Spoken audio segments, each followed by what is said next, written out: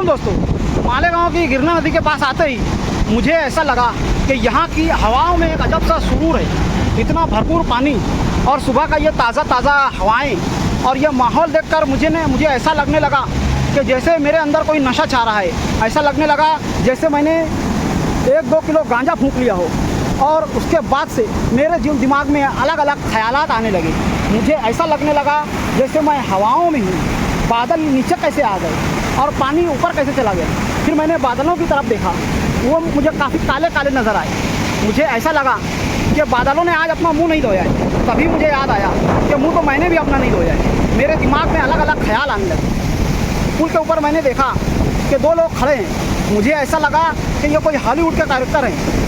एक Tom cruise होगा जो यहाँ से वहाँ भाग कर स्टंट कर रहा होगा, और दूसरा मुझे ऐसा लगा कि थानोस होगा। ऐसा लग रहा था कि नदी की लहरों से अभी थानोस निकल करके आएगा और कहेगा, बताओ इलेक्शन आ गया है क्या, मुझे मुफ्ती साहब के लिए वोट डालना है। पर मुझे तभी ख्याल आया कि थानोस तो पानी से नहीं निकलता है, पानी से तो एक्वामैन निकलता है। मुझे ये फिक्र सताने लगी कि अगर कभी इस पानी से एक्वामैन निकल कर आया और उसने मुझसे सवाल कर लिया कि मेरी एक्वा क्वीन कहाँ है, बताओ, मैं कहूँगा एक्वामैन चाची तो आप 4 बजे तक आपके साथ ही थी।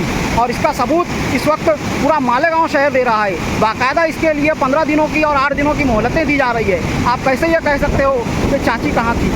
आपकी वाइफ एक्वा क्वीन 4 बजे तक तो आपके पास ही थी। तभी मुझे अजीब अजीब से ख्यालात आने लगे। मैं ये सोचने लगा कि अगर अम्मार चाइनीज़ वाला और शालीमार चाइनीज़ दोनों के दोनों खुद को चाइनीज़ कह रहे हैं, तो फिर किरीट सोमैया उनसे जन्म दाखिले का सबूत क्यों नहीं मांगता है? क्यों उनसे अपने कागजात नहीं मांग रहा है? क्यों SIT टीम ने उन्हें छोड़ कर रखा हुआ है? मुझे ख्याल आया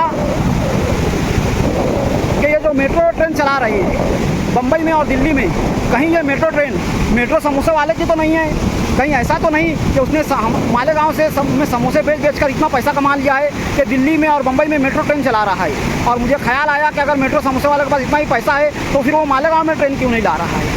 तभी मुझे ख्याल आया कि अपना मिल्क सेंटर वाला जब मैं वहाँ पर जाता हूँ और वहाँ पर मिठाइयाँ वगैरह लेता हूँ तो वो मुझसे पैसे क्यों मांगता है? और अगर पैसे मांगता है तो वो ये क्यों कहता है कि ये अपना मिल्क सेंटर है?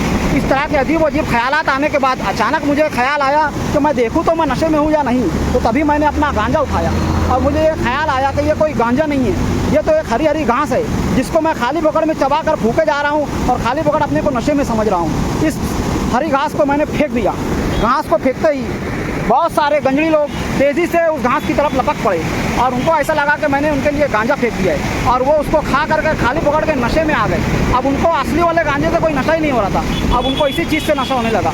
वो इसी को अपना असली माल समझने लगे और तेज़ी से उन्होंने शहर में जहाँ जहाँ भी उनको घास नज़र आई उसको लेकर के चबाना शुरू कर दिया। मुझे ऐसा लगने लगा कि हमारा ये मालेगांव ग्रीन मालेगांव कहीं क्लीन मालेगांव ना हो जाए। इस तरह के अजीब गरीब ख्यालात के आते ही मुझे ये समझ में आ गया कि सुबह सुबह उठना मेरे बस की बात नहीं है, वरना मैं इसी तरह से नींद में बड़बड़ करते रहूँगा। कभी थानोस आएगा, कभी एक्वामैन आएगा, कभी एक्वा क्वीन आएगी, कभी ये हगने वाले लोग मुझको टॉम क्रूज नज़र आने लगी है। इनके हाथ में जो लोटा दिख रहा है मुझको ये एटम बम जैसा क्यों लगने लगा?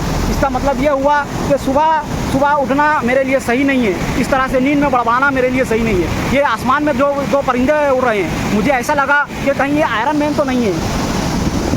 फिर मुझे ख्याल आया कि नहीं, मुझे इस घास का नशा चढ़ चुका है, क्योंकि मैं कभी चाय वगैरह भी नहीं पीता था। तो अब मुझको ये समझ में आ गया कि इस तरह की ऊट पटांग बातें करके मैंने एक वीडियो बना करके आप लोगों का एंटरटेनमेंट किया है या आप लोगों का वक्त बर्बाद किया है, इस बारे में कमेंट में ज़रूर बताएं। और इन काले काले बादलों से मैं ये कहना चाहूँगा कि ज़्यादा डरने की ज़रूरत नहीं है।